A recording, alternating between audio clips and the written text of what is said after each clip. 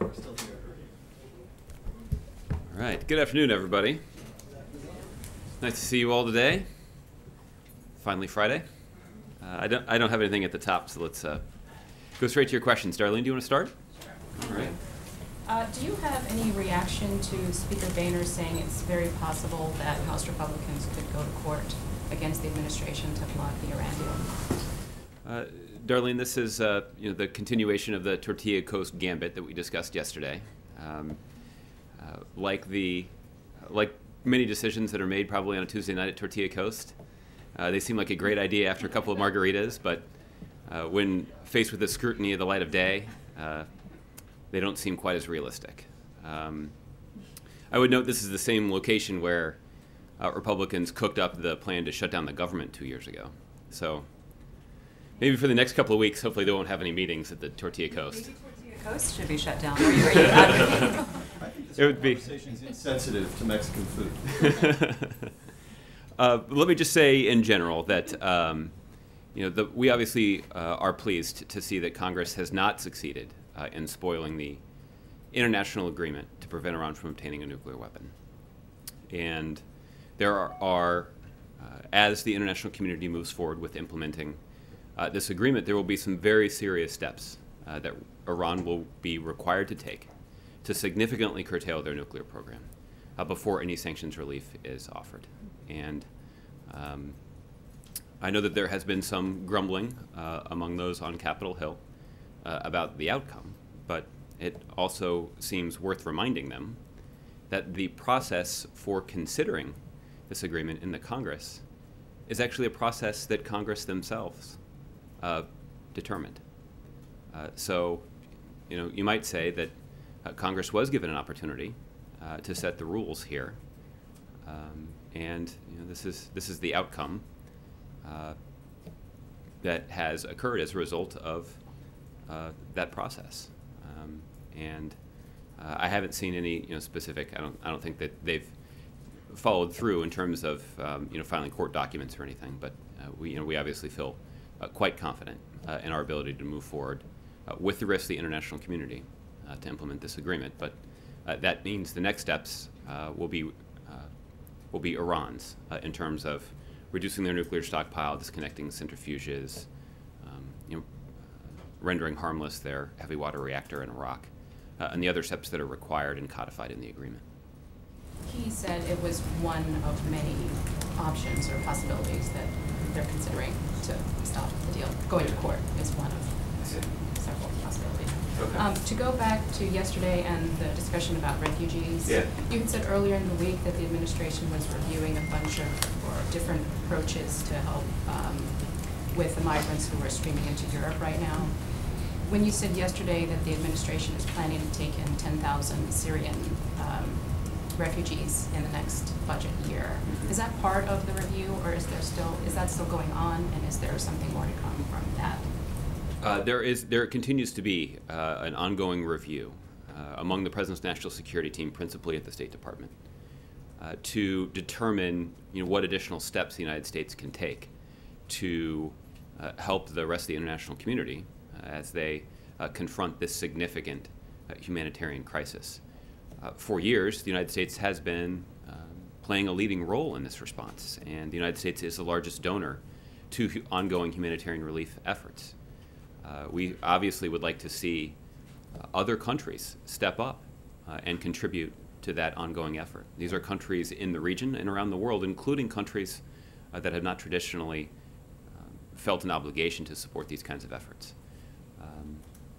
But the announcement yesterday is obviously only one component of our response, but I do think should serve as an illustration to the American people, but also to the rest of the international community, that the United States is stepping up our efforts, and other countries need to as well. Do you have what is the timeline for completing that review? Do you have any updated? I don't have any updated time frame to share with you. This is obviously a process that is being carried out with a sense of urgency because the situation, as it relates to the basic humanitarian needs of hundreds of thousands, if not millions of people, is quite urgent. And then finally, You've hesitated in the past when asked about this, but do you have any comment on our report today that the U.S. delegation is not going to stay at the Waldorf Astoria later this month? I don't have a lot of information to share about this. Obviously, there are a range of considerations that influence where the president will stay when he is not at the White House. Those considerations include everything from available space to cost and to security. While I don't have the details on the specific arrangement that's in place for the president's trip to New York in a couple of weeks, I can confirm the report that the president will stay, and the rest of the U.S. delegation will stay at the New York Palace Hotel. Thank you. Okay. Julia.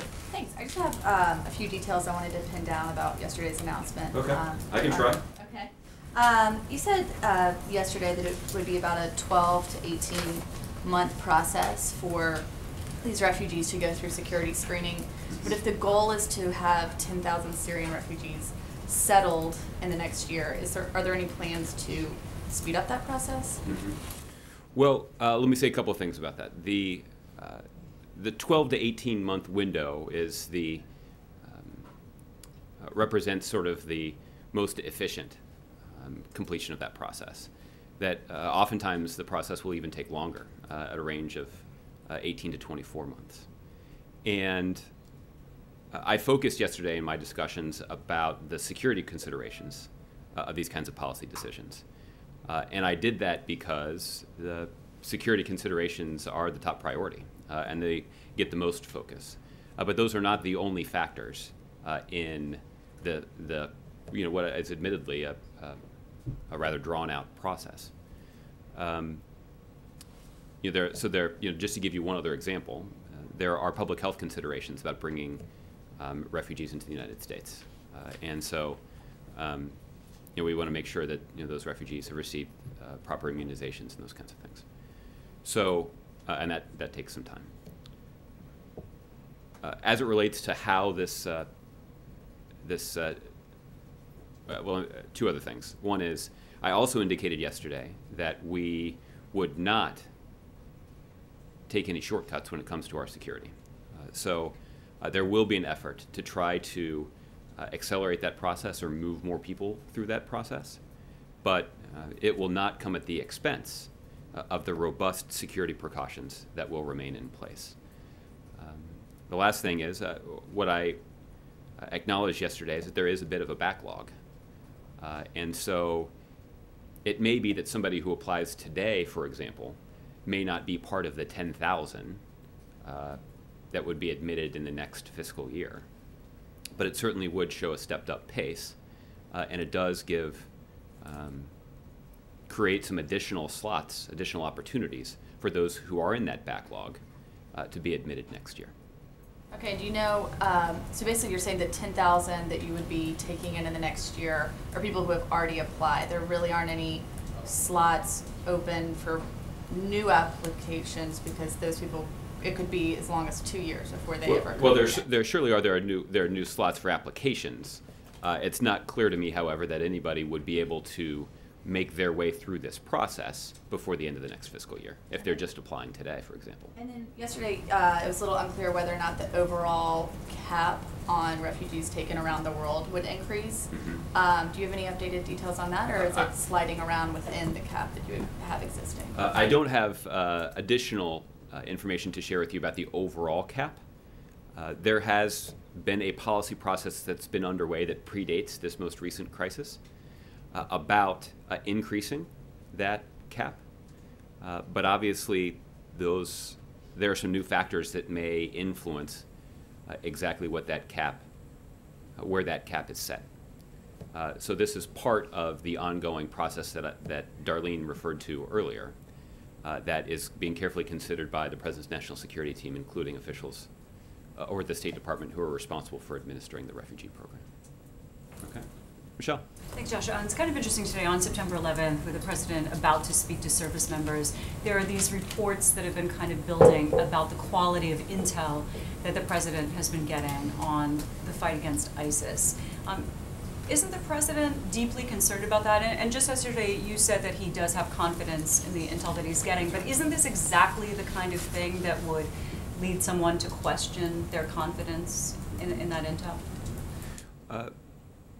Michelle, the president relies on intelligence, as does the rest of his national security team, for making very difficult policy decisions that have significant consequences for our national security. So the president relies a great deal on the intelligence that's provided by the intelligence community. He has great admiration for those in our intelligence community. In some cases, there are individuals who are taking great risks to obtain information that can be useful to the President of the United States and his team. So there is an ongoing Inspector General investigation, and so I'm reluctant to say very much about this specific case because of that investigation. But I can tell you that as a general matter, the President does have confidence in the members of the intelligence community that take very seriously the responsibility that they have to make sure that the President and his team have access to the most and best information available so that they can make the best possible decisions about the national security of the United States. So I understand he does have confidence generally, but does he not have some concern about the reports that are out there, or even the fact that there is an investigation that's going on? So that's not speaking about the investigation. It's just, I mean, we can talk about his confidence. Can't we also talk about his concerns? Well, at this point, this is a matter that continues to be under investigation, and rather than worry about what the outcome of that investigation might be, we'll allow that independent investigation to run its course. But I guess the last thing I will say is that the intelligence community is very well aware of the high standards that this president has set, and his desire to understand exactly what's happening, even if that means the intelligence community may have to share with the president some bad news.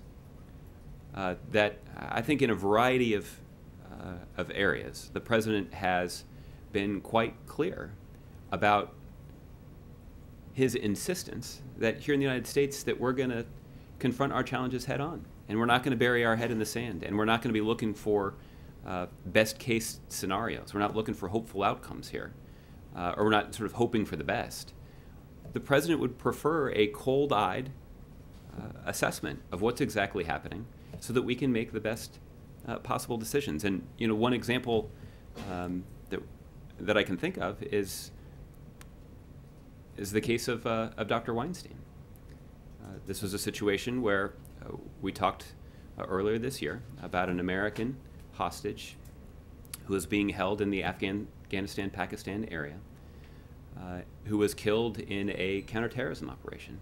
And the president took the extraordinary step of insisting that information about that operation be declassified so that the American public and people around the world could understand exactly what happened, and so the United States and the president himself could take responsibility for the consequences of that operation. And I think that reflects the president's not just desire, but his commitment to understanding what the facts on the ground are and making decisions accordingly. Well, it's interesting that you bring that up, because the family of Weinstein is upset about possible information that the CIA could have had before this happened. And they put out a statement that was pretty lengthy yesterday. Do you have anything to say in response to that? There's not much that I can say about that.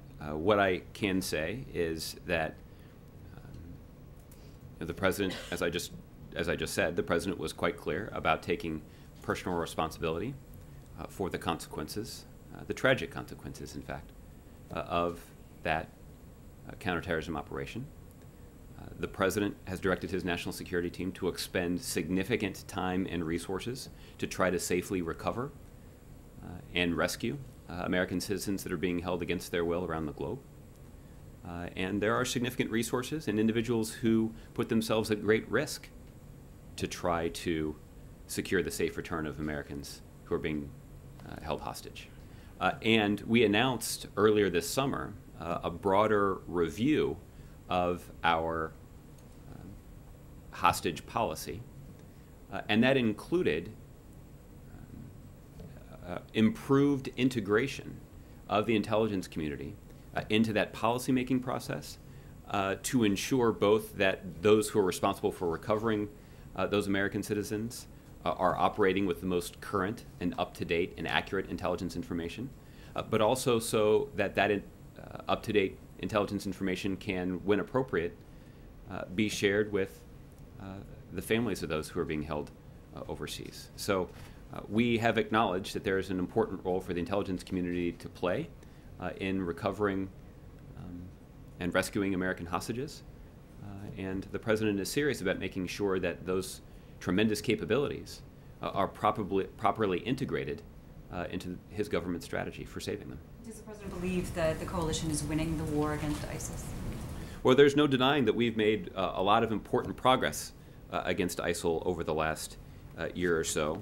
I had our team pull some relevant statistics here that illustrate the progress that's been made. I'll just go through a few of them, and there are more that we can share if it strikes you as interesting. The fact is, in Iraq, ISIL has lost the freedom to operate in some 30% of the populated territory that they held 1 year ago.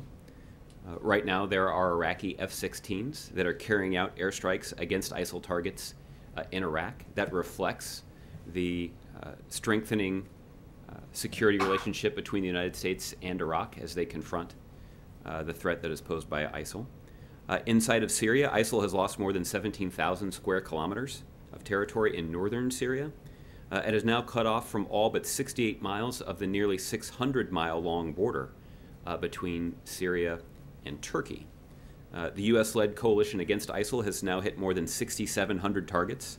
That includes thousands of fighters in fighting positions. And just about a month or so ago, there was an announcement that the United States had carried out an airstrike that removed Haji Mataz from the battlefield. The significance of that is that Haji Mataz was the second in command of ISIL. And that is a pretty clear illustration that even the senior-most members of this organization are under some intense pressure by our ISIL campaign. So ultimately, we have made important progress to degrade and destroy ISIL. There's also no denying what the President has said several times now, which is that there will be periods of progress and periods of setback in this campaign. And that's a part of any military operation like this. But obviously, taking a look at some of the facts on the ground, there's no denying the important progress that's been made in the last year. Okay. Bob. Hey, Josh. Theoretically, and in all likelihood, a week from today, the Iran nuclear agreement will be implemented as far as the United States is concerned. What happens, at least as far as the White House is concerned, as far as the President's concerned, after that? How often does he get updated, et cetera? I know it's a lot of speculation, I realize that, but how often will it be updated about whether they're complying, et cetera? Well, I'll just say as a general matter, Bob, that there will be intense focus on the implementation of this agreement. And this is, I think, for good reason. This is obviously something that the President and his team have worked on and quite extensively over the last couple of years. A lot of time has been spent on the details of this arrangement. They spent several months earlier this year, even once the broad outlines of the agreement were reached, on locking down the details. So that should give you a good sense that there's keen interest in the follow-through. And the United States, our international partners, and the experts at the IAEA will all be closely watching Iran to verify that they've taken the steps that they're required to take before they receive any sort of sanctions relief, but also in the months after that to verify their ongoing compliance with the agreement. That will be a very high priority around here. Will he likely be conferring with the other leaders of the +5? I certainly wouldn't rule that out, but I don't have any meetings to announce at this point. Okay, John. On the issue of the Russian troops in Syria, what's the U.S. plan to deal with them? Is there going to be coordination with them now that the reality is you've got Russians on the ground? How are we going to? How's the administration going to approach that? Well, John, we're obviously watching these developments quite closely. Secretary Kerry has spoken to Foreign Minister Lavrov a couple of times just this week to discuss this exact issue.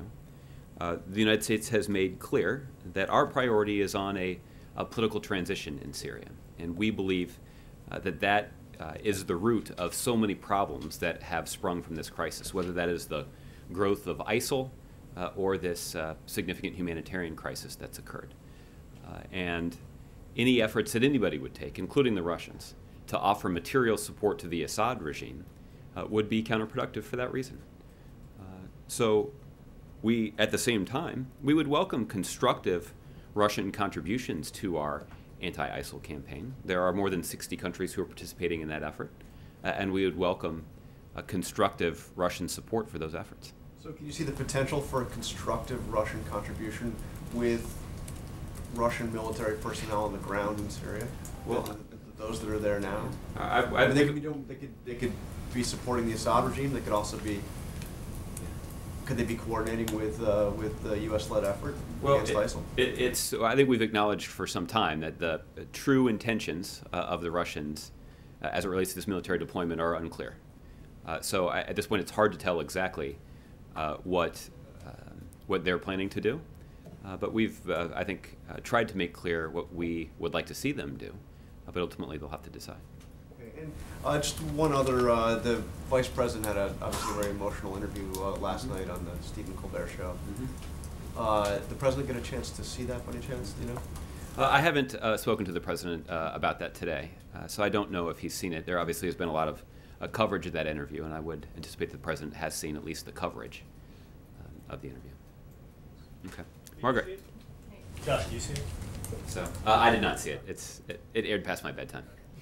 Back on Iran, the White House called the fact that this deal's moving through the Hill a victory for diplomacy, but we're months away from any kind of implementation. Nothing has actually been implemented and won't be for months and months. So isn't it too early to call it a victory? Well, I think the reason that that language was chosen is that there was a significant concern that we expressed quite candidly that Congress's success in killing this deal would put diplomacy at great risk and put the United States in a position where a military confrontation in the Middle East, another one, was much more likely. And because this deal was not killed by Congress, that is a victory for diplomacy. And we are now going to give diplomacy the opportunity to succeed in advancing our interests. And it is in the interest of the United States. It's in the interest of the members of the P5+1. It's in the interests of our partners in the Gulf. It's in the interests of our closest ally in the Middle East, Israel, for Iran not to obtain a nuclear weapon. And that's what we're pursuing, and the President believes this is the best way for us to pursue those interests. And we're pleased that that Congress did not succeed in spoiling that agreement. But Iran's own parliament still hasn't voted on this. I mean, there's still political risk here. There's no denying that there are many, many, many important steps ahead. Surely ensuring that Iran, both politically and technically, begins to move forward with implementing the agreement is, as you point out, no small consideration. In fact, it's something that we're going to be watching very closely. The Supreme Leader, I want to ask you about some of his comments because he has said that they want sanctions fully, completely removed, which is something that the President would need Congress's help to do.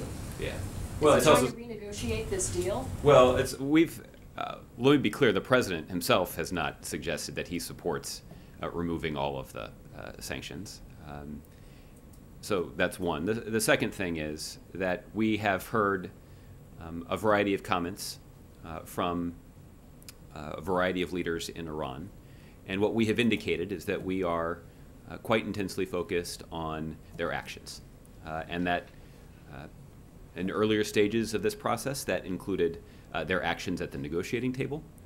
But now that we are getting closer to the implementation of this agreement, we will be able to closely watch their actions when it comes to actually following through on the commitments that they made in those negotiations. And that is the way that we will That's what we are most focused on. But there's an implied threat within that of pulling out.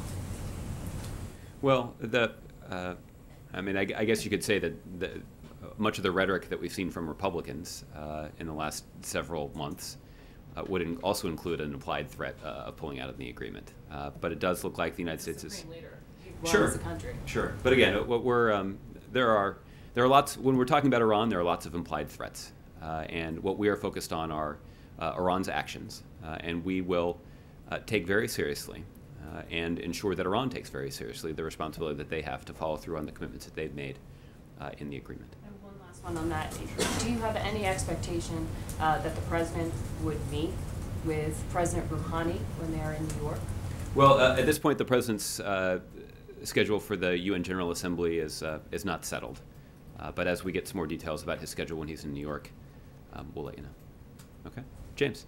Josh, a few on Iran and then a few on ISIS, if you don't mind. First, I know as we approach implementation of the Iran deal that you don't want to be engaged in the business of prejudging how it's going to go, and in fact that all the codicils built into the thing are aimed at verification and not having simply to rely on trust. But I do wonder if the experience that the U.S. and the P5+1 had dealing with Iran over the course of the negotiations themselves, which went on for some 2 years, produce in this administration some modest optimism about how it's going to go? Or to the contrary, are you expecting there to be a lot of disputes, a lot of problems with Iran? Well, I think, James, it's notable that Iran was actually willing to come to the negotiating table and negotiate in a serious way. That there had been previous diplomatic overtures that made pretty clear that Iran wasn't all that serious about entering into serious negotiations with the international community. And this time was different. So that might be a produce like a small ray of optimism about the likelihood that they will follow through with the commitments that they made in the agreement. However, whether there's optimism or not will be focused on independent verification by the IAEA, and we've talked about how rigorous those verification measures are. President Bush, after 9/11, famously labeled Iran a member of an axis of evil in the modern world.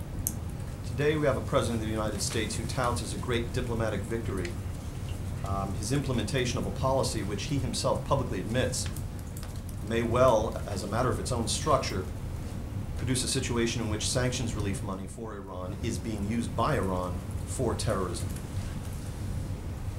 Can you understand why Americans who lived through 9/11 might find it mind-boggling that we would have a president who would tout as a victory an agreement which would steer money directly to terrorist activities? Well, James, the reason that the president has described this as a victory is that this is an agreement to prevent Iran from obtaining a nuclear weapon.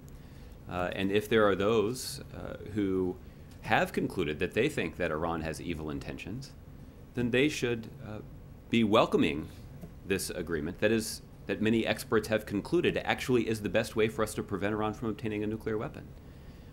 And that's been the president's priority. At the same time, the administration has been quite serious and engaged in a range of consultations with both our Gulf allies as well as Israel about what we can do to ramp up our cooperation as we counter the variety of nefarious activities that Iran engages in the region and around the world. And there will continue to be significant sanctions in place on Iran and senior officials in Iran precisely because of their destabilizing activities and their support for terrorism. So this is our concerns about Iran's support for terrorism have not waned. And our determination to confront, to work with the international community to try to confront Iran's support for terrorism has only ramped up in recent months and years. On the ISIS intelligence issue, you just told us that the president has confidence in his intelligence services. Should we construe that to be synonymous with you telling us the president has confidence in all of the intelligence he's received on ISIS, say over the last 6 months? Well, James, this is something that the Inspector General is taking a look at. And as I mentioned, the President obviously has great respect for the men and women in our intelligence services. He has made clear to them how important the materials that they produce and the intelligence that they yield is to our country and to the decision-making that his team is engaged in. So, to recap here, when I ask if he has had confidence in the caliber of the intelligence he's received on ISIS over the last 6 months, and you tell me that's a matter of investigation, then you are declining an opportunity to say he did have confidence in that intelligence. Well, I think what I'm declining to do is to interfere in an ongoing independent investigation. I think that the President is interested in making sure he has got the best and most accurate information about what's exactly happening on the ground. And he's made that clear to the men and women in the intelligence community, and he's got confidence in their ability to deliver. But there's an ongoing investigation to check that out. Last question. When my colleague earlier asked you in this briefing whether the coalition is winning the conflict against ISIS, you trotted out a series of statistics. I think we all remember from the tenure of Robert McNamara onward that statistics in the context of military conflicts can tell a false story or not the whole story. So I'm going to give you an opportunity again to answer the question without reference to statistics. Are we winning the war against ISIS or not? James, there's no denying that we've made important progress, and I think the statistics that I laid out before substantiate the progress that we've made. At the same time, we've sustained setbacks consistent with the President's admonition at the very beginning of this effort, that there would be periods of progress and periods of setback, and we've surely sustained both. What has not changed, however, is the President's determination to continue to work and lead this international coalition of some 60 countries to carry out a strategy that would degrade and ultimately destroy ISIL. So we're making progress, but you don't feel comfortable saying we're winning. Well, that's an assessment that that the Department of Defense could share with you, and there is an understanding. Commander-in-Chief, and you speak for him. No, there is an understandable tendency to want to do a little, play-by-play of a military conflict, and I think what is clear is that important progress has been made, but there is a tremendous amount of work that remains to be done to succeed in our ultimate goal of degrading and ultimately destroying ISIL. Okay, Chris. Let me ask that question in another way, if I can, Josh, which is that, in part because the anniversary, a lot of military and intelligence analysts have been talking about Al-Qaeda versus ISIS, and a couple of facts that they usually point to about ISIS is that they've had much more success in self-funding and much more success in recruitment, in part because of social media, than Al-Qaeda ever did. Does this administration consider ISIS at this point in time to be more dangerous than Al-Qaeda ever was? And I will ask you the question that I think has been asked on every anniversary since 9/11, are we safer? Well, the answer to your last question is yes, we are. And that is a testament to the service, professionalism, and sacrifice of our men and women in uniform, our men and women in law enforcement, the men and women of our intelligence community, and the important steps that our country has taken under both administrations to safeguard the homeland. That there's no question about that. At the same time, there continue to be risks and threats to the United States. And under the leadership of this president, this administration has worked effectively with the international community to confront shared threats. The ISIL situation is a good example. There is a coalition of more than 60 countries that is led by the United States that is applying significant pressure to ISIL, both to ISIL fighters who have sustained more than 6,700 airstrikes, but also to the ISIL leadership, including to the second in command in ISIL who was taken off the battlefield just last month as a result of a U.S. airstrike. Now, the beginning of your question also illustrated something else that often gets lost in this debate, and that is that our military efforts are significant and important, but they're not the only important aspect of our strategy. We have worked effectively with our coalition partners to try to shut off the illicit financing that does fund so much of ISIL's terrorism. We have worked hard with other members of the coalition to counter the efforts that ISIL has engaged in using social media to radicalize foreign fighters and others around the globe who might be supportive of their cause. And I think even in those efforts, you could describe that strategy as making important progress, but also sustaining some setbacks as well.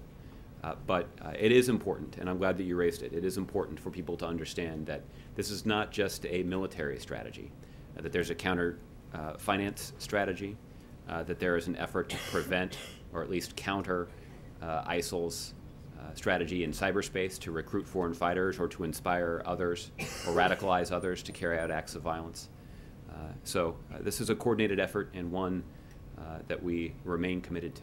So do you disagree with the statement that ISIS is more dangerous than Al-Qaeda ever was? Well, I think, I'm sure there might be some people with interesting opinions on this. I think what's clear is that they both pose very different threats. I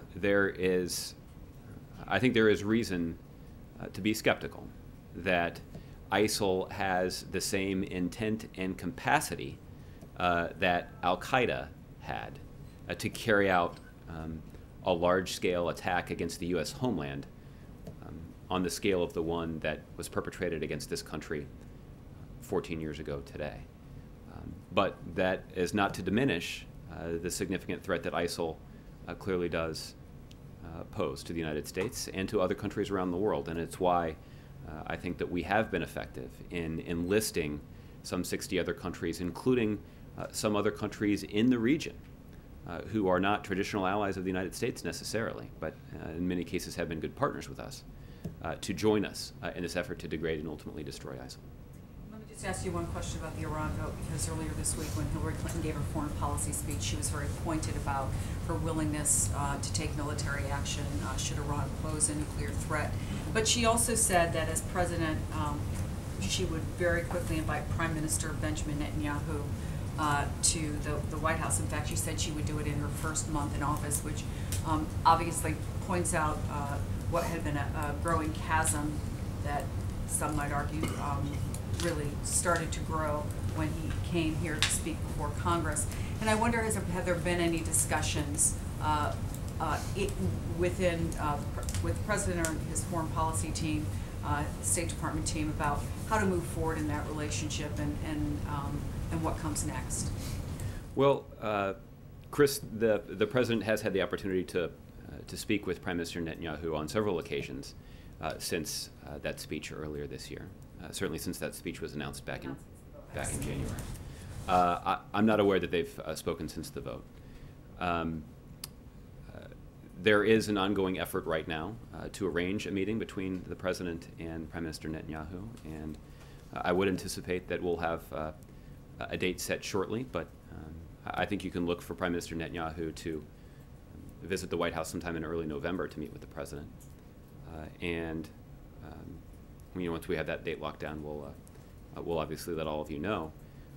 The other thing that we have often said is that there's probably no world leader with whom the President has spent more time interacting and talking and meeting with than Prime Minister Netanyahu.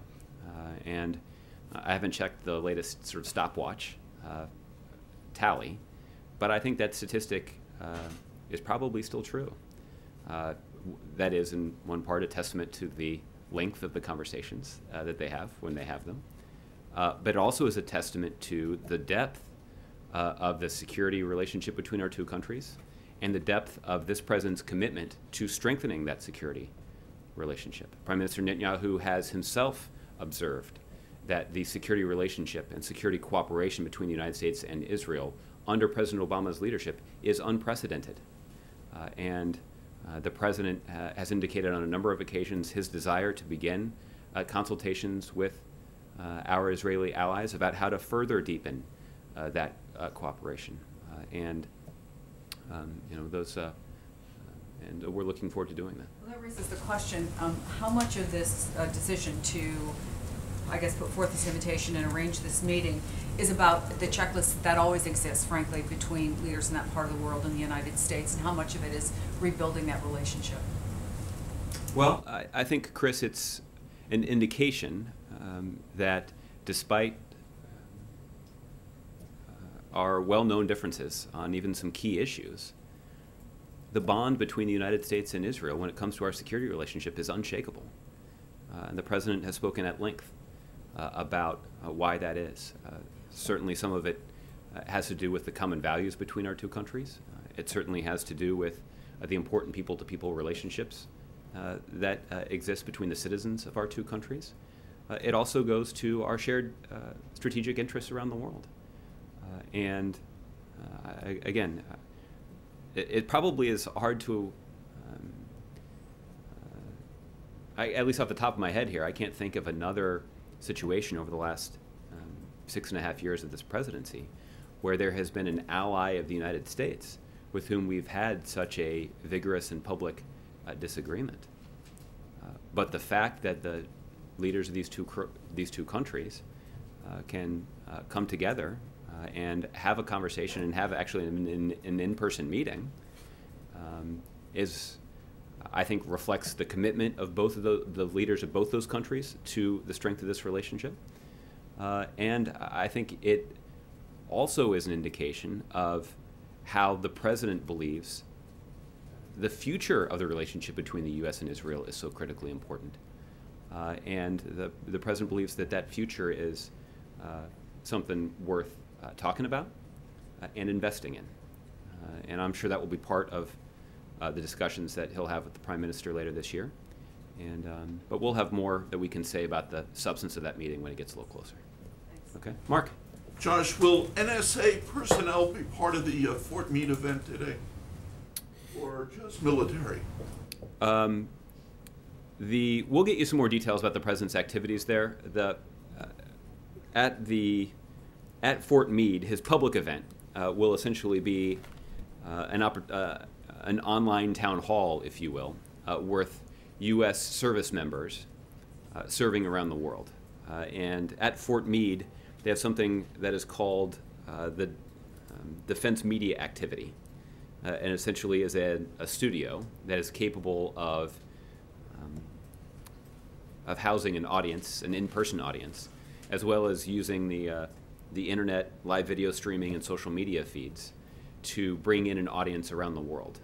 And there will be service members, U.S. service members, who are stationed in places as far away as Europe, Afghanistan, and Asia, who will be participating in today's event. I believe that there are even some service members who are in the United States Navy who will be on board ships participating in this event.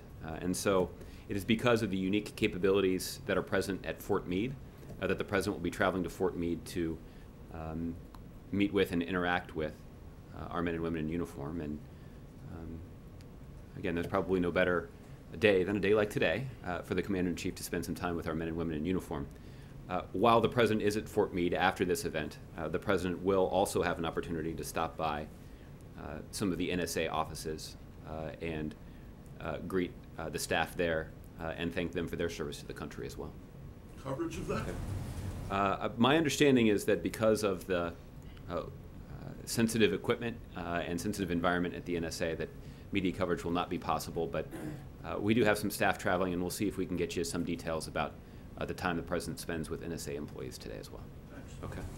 Okay. John. Thanks, Josh. I wanted to follow up with what you were talking about a little bit earlier about the progress that you say ISIS has not made against the U.S. Over the course of the past year. The first statistic, if I'm not mistaken, that you spoke of was that they no longer control 30% of the territory that they controlled 1 year ago. Is that correct? Did I get that number right? You got the number right, but we've described it as they've lost the freedom to operate. Okay. And so I think what this is that this may be area that maybe they didn't previously control, but at least they were able to freely operate there. And it may not be a situation that we control it now, but it certainly means that they are no longer free to operate there. So does that in Iraq? Yeah. So does that mean that they are still free to operate in 70% of the territory that they controlled 1 year ago? Yes. Well, I mean, I'm no math major, but I think that's probably right. Has ISIS gained new territory in the past year? I believe what this is this is sort of, this reflects like a summation of that. We've acknowledged that there's been back and forth. There have been some areas where we've been able to make progress, some areas where we've sustained setback. But if you sort of take a look at the overall, even given the back and forth that is part of any military conflict, that area that they previously held is now 30% smaller. And looking at just the big picture, can you say whether ISIS has had any difficulty in recruiting new fighters over the course of the past year? Well, that's a hard thing to assess. I think that there are clearly efforts that we have made online and our partners have made online to try to counter their recruitment efforts. And while we're pleased with those efforts, because that's an important area for us to focus on, there's obviously a lot more that can and should be done to make that effort more effective.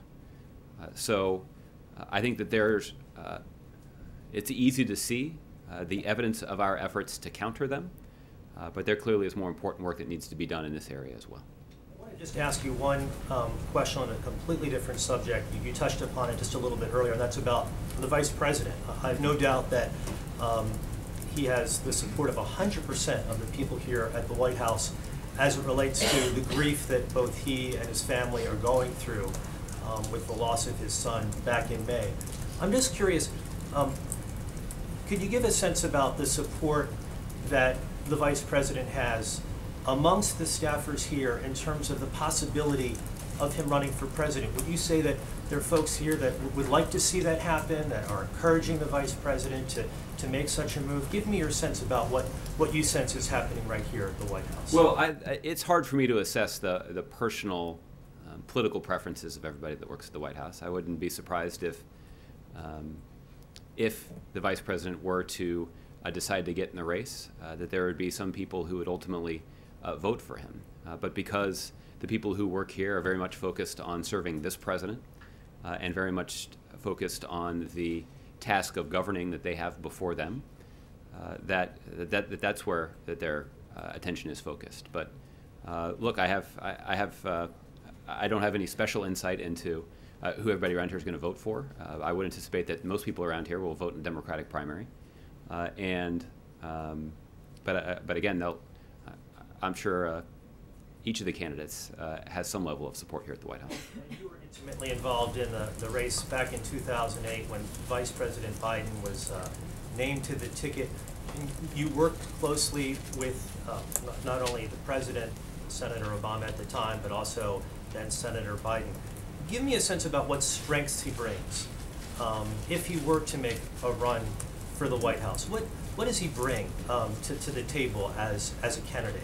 Well, I'll let you guys handicap what kind of presidential candidate he would be. But what I will say is that in the 2008 race, I think there was no denying the effectiveness that Senator Biden demonstrated on the stump. He's a tireless campaigner, and that was even on display for those of you who covered him in Pittsburgh over the Labor Day weekend, that he was somebody who relishes the opportunity to do some grassroots politics, and that made him an enormous asset to our campaign in 2008.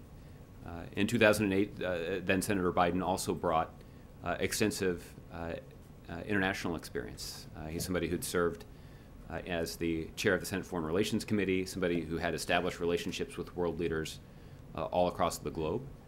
And in his role as vice president, he has been able to use that experience and capitalize on those relationships to advance the interests of our country in a very meaningful way.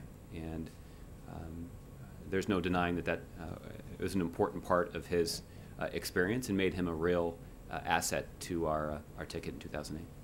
Okay. You're handicapping. So, well, I'll let you all decide whether or not any of that stuff would come in handy this time around.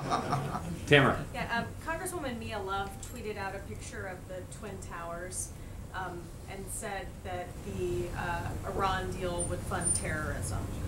She's not the only person today to invoke 9/11 as the House considers measures related to the Iran deal. What is your reaction? Well, I didn't see the actual tweet. I'll just say in general that the President has been quite clear about the priority that he has placed on deepening our security cooperation with our Gulf allies and with our allies in Israel to do even more to counter Iran's destabilizing activities in the region and Iran's support for terrorism. That's something that the President takes very seriously. And in fact, that's one of the reasons that the President has chosen to pursue this diplomatic agreement to prevent Iran from obtaining a nuclear weapon. We don't want to allow a state sponsor of terrorism to get access to a nuclear weapon. And that's why the President made this such a priority. But it certainly has not come at the expense of our desire to limit Iran's support or counter Iran's support for terrorist activities around the world. The House has just completed voting on its, it was the one to support the Iran deal that was designed to fail, which of course has failed. It made a whole lot more sense Tuesday night at Tortilla Coast, Tamara. Are you an investor in They're going to have to cut me in after all this, aren't they? The Speaker said that that was really an accountability vote, and Mitch McConnell has talked about this being an issue in 2016. Do the President and Democrats own this thing, and is that something that carries political risks? Well, as it relates to this notion of accountability, I think that those members I think that we saw many members of Congress spend significant amount of time evaluating the agreement, trying to understand all of the details, the consequences for American national security, the exact commitments that Iran was making to curtail their nuclear program. I think that's an indication that they took this vote very seriously. It has significant implications for our national security, and I think they all understood that regardless of which way they voted, that they would be held accountable for it.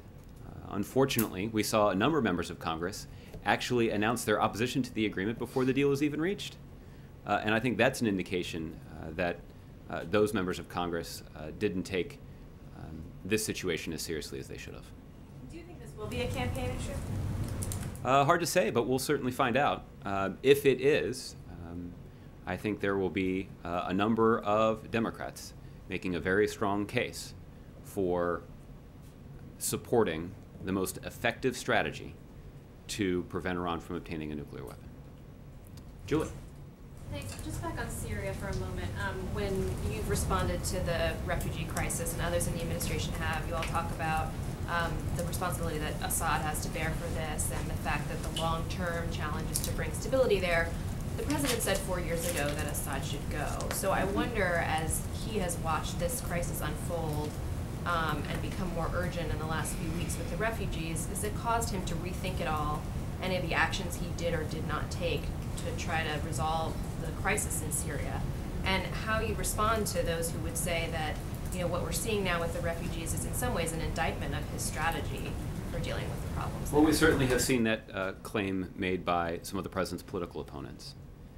And what many of them have suggested is that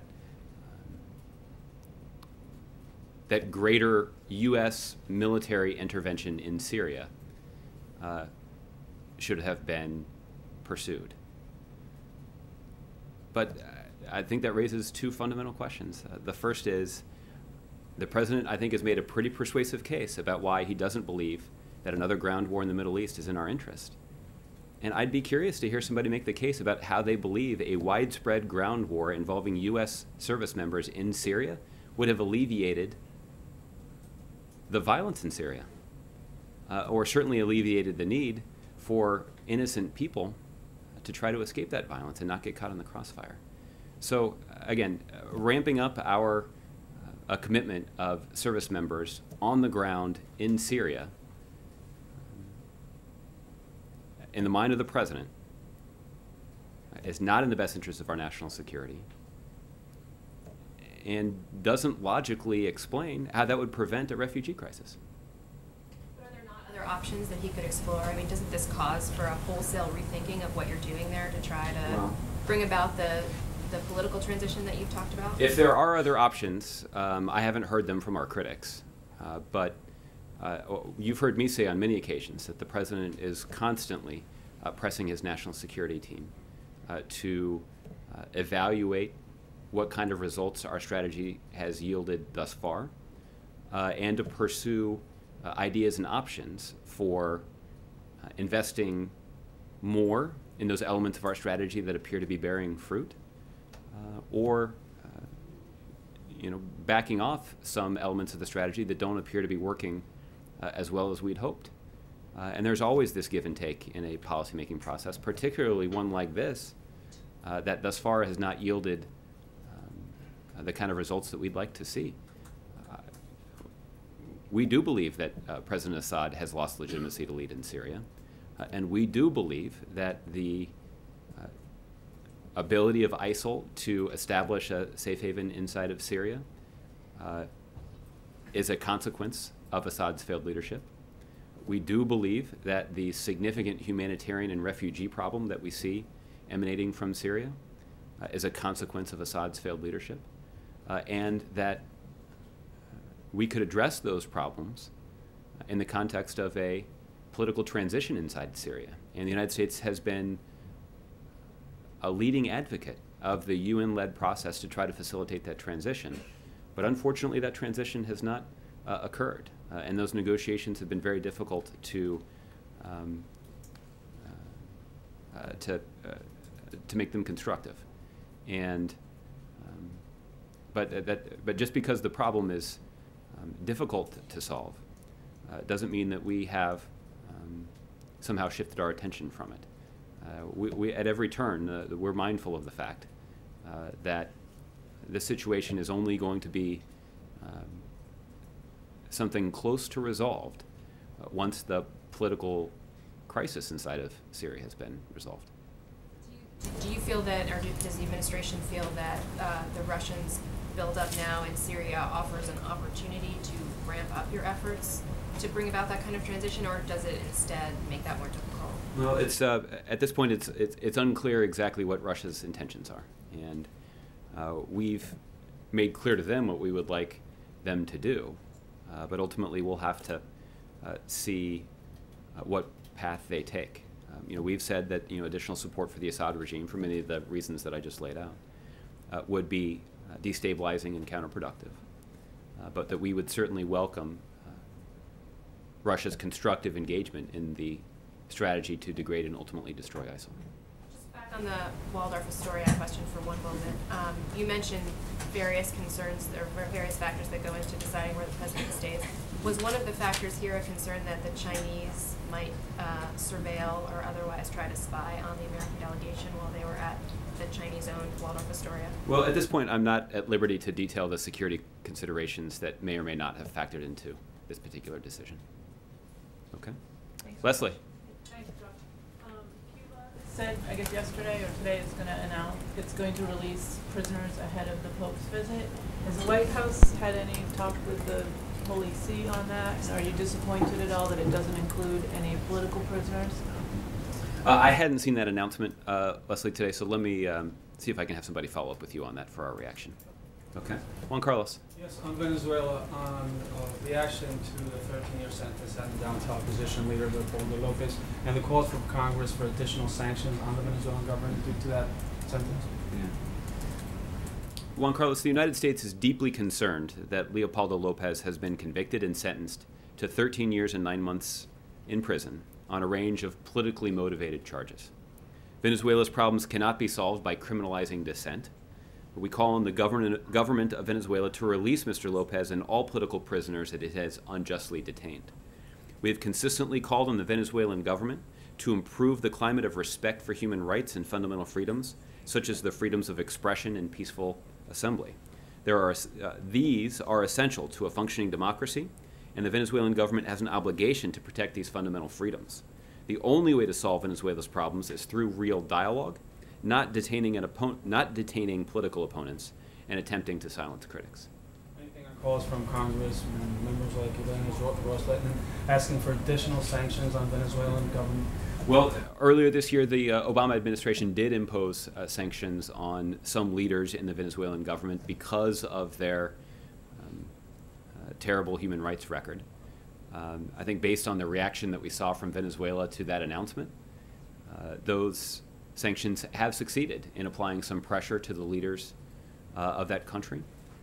And we'll certainly consider a range of options as we work with other countries in the Western Hemisphere to apply pressure to the Venezuelan government and to make clear that other countries in this hemisphere prioritize not just the respect for, but even the protection of the basic human rights of law-abiding citizens. Okay, Jared. We always talk about the legacy of 9/11 on the anniversary. In the context of the Syrian refugee situation, we used to see in major humanitarian crises like these a giant spike in what the United States would accept in terms of refugees, hundreds of thousands in certain circumstances.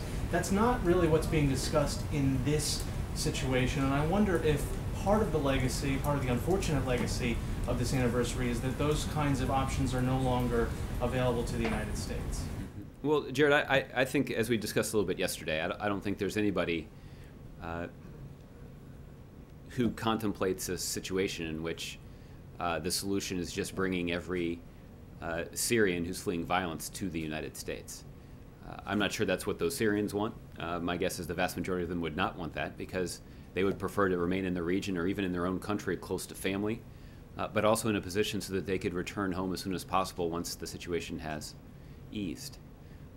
So, that's why we've made clear that the most effective response to this urgent situation is actually trying to provide for the basic humanitarian needs of those who've had to flee their homes. And the United States has been the largest donor of that humanitarian assistance, and we're going to continue to encourage countries around the world to support that ongoing humanitarian effort. Security measures put in place, again, in the legacy of this anniversary, limit us? Does it limit the dexterity of the United States response to humanitarian crises like this? Well, our top priority is the safety and security of the American people and the U.S. homeland. And that certainly has been taken into account as we've made this policy decision, and it will be as we make these decisions moving forward. That said, the humanitarian response that you've seen from the United States is indicative of the values of this country and recognizing the humanity of these innocent people who have fled a terrible situation and now find themselves in a rather desperate situation. And that's why the response that you've seen from the United States is consistent with those values, but also consistent with the need to protect the safety and security of the American people. But again, comparing to historical examples, does the security from 9/11 change or limit substantially the kind of response that's available to the United States? Well, again, the most effective response to this urgent crisis by the United States or anybody else is supporting the ongoing humanitarian efforts in that region of the world. And the United States has been the leading donor of that humanitarian assistance, and I would actually say that one of the legacies of 9/11 is understanding that standing up for our values as a country and walking the walk when it comes to our values and the policies of this country is important. And the fact that the United States is the largest donor of humanitarian assistance to this effort, I think, is an indication that that's exactly what the President has done in pursuing this policy. Okay? Tolu, I'll give you the last one, and then we'll do the week ahead. Thanks. Just to go back to the question of whether we're winning against ISIS. Okay.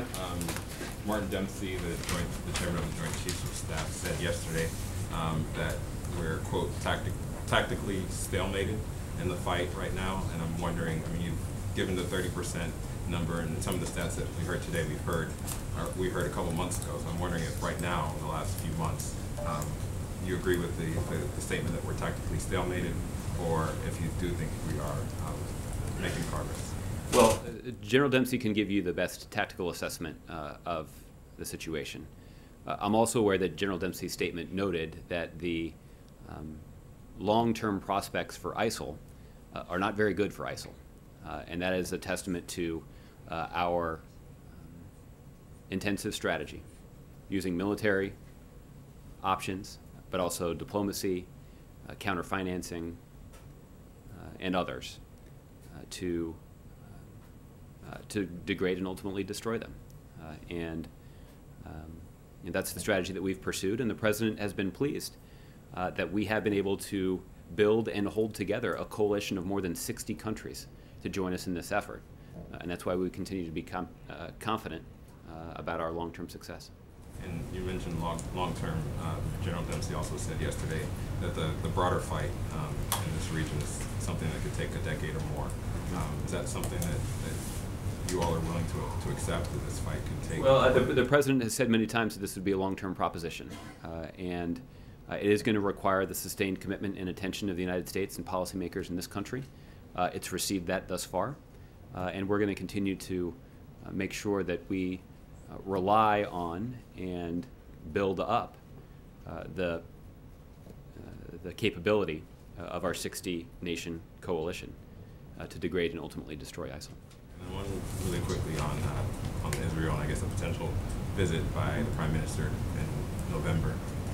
You had said earlier that if once this Iran deal is secured, that the likelihood of getting a new defense treaty would increase, that you had made overtures to the Israeli government. I'm wondering that now that this has sort of gone through Congress, you've gotten any response from the Israelis as to whether they'd be open to that? Well, I think I can just say in general that that we do think that this meeting between the President and the Prime Minister and other meetings that will occur in the weeks and months ahead will include a discussion about deepening the security cooperation between the United States and Israel. Okay. Let's do the week ahead, and then I'll let you get started on your weekends here. On Monday, the President will travel to Des Moines, Iowa to join Secretary Duncan's 6th annual back-to-school bus tour. The President and Secretary Duncan will host a town hall with high school juniors and seniors and their parents to discuss college access and affordability. Many of you probably have some pre-deployed assets that can be used to cover the President's trip to Des Moines. On Tuesday, the President will welcome the 2015 NCAA women's basketball champion Connecticut Huskies to the White House to honor the team on winning their championship title. This visit will continue the tradition begun by President Obama of honoring sports teams for their efforts to give back to their communities. In the afternoon, the President will host Their Majesties King Felipe VI and Queen Letizia of Spain at the White House. Their visit reinforces the strong and enduring ties between the American and Spanish people. The First Lady will also host the Queen for tea and a tour of the White House kitchen garden. On Wednesday, the President will travel to Walter Reed National Military Medical Center and visit with wounded service members who are being treated at the hospital. On Thursday, the President will attend a DSCC event here in the Washington, D.C. area. On Friday, the President will attend meetings at the White House. And next Saturday, the President will deliver remarks at the Congressional Black Caucus Foundation's 45th Annual Legislative Conference Phoenix Awards Dinner right here in Washington, D.C. So with that, I wish you all a good weekend.